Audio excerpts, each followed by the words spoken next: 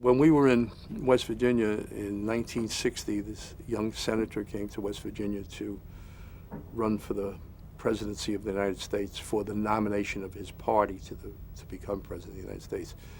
And Hubert Humphrey, John Kennedy was the senator, Hubert Humphrey was running against him. West Virginia was a little Bible Belt, and the big issue in those days, which doesn't seem to be a big issue now, but in those days it was a very big issue, was he was Catholic. And in the little Bible Belt, there were ministers actually standing up in their churches saying, don't vote for this Catholic. So Bobby Kennedy came to town, and Bobby was the brains of the Kennedy organization. I marveled at his energy and his forcefulness and his power and what he could get done. But Bobby did everything, and he hired our station. We were a CBS affiliate. He hired our station to do a lot of statewide hookups, and we also had John Kennedy appearing at the coal mines and on the Capitol steps. And there was a series at the time called Navy Log, and Navy Log had one episode on, what was it, what was Kennedy's PT Boat number? Anyhow, he was in this PT boat that had been cut in half, and one of the men in the group in the episode that they wanted to play in West Virginia kept praying on his rosary beads. And Bobby Kennedy and I stood up all night long editing that film to take that out because we thought it would just upset the people in West Virginia.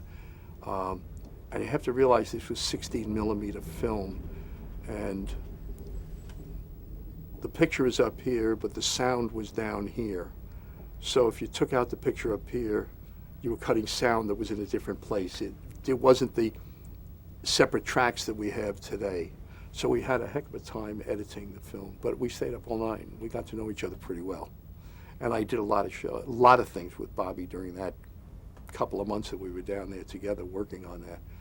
At the end of the time, when it came to the primaries, the parts of the state that Kennedy had any power in was raining, bad weather. The parts of the state that Humphrey had power in was good weather. And everybody said Kennedy would lose. Well, he took an early lead, and everybody said it'll change. The lead got a little bit bigger. Everybody said it'll change. At the end of the night, he won. And if you look at history, that was the turning point for Kennedy, because Hubert Humphrey withdrew from the race for the presidential nomination and threw his support behind Jack Kennedy. And that night, all of the interviews with the Kennedy people, like with Bobby and all of the important Kennedy people, were on the CBS affiliate with Douglas Edwards. In those days, Huntley and Brinkley were the big NBC power, and they had sent a lot of people down there to get the interviews, and they all were on CBS. And it was because I knew Bobby so well. And I guess maybe less than a month later, I got a call from NBC saying, would you like to come to work for us in Washington? So that's how I wound up in Washington. I got here just a little after the Kennedy inauguration.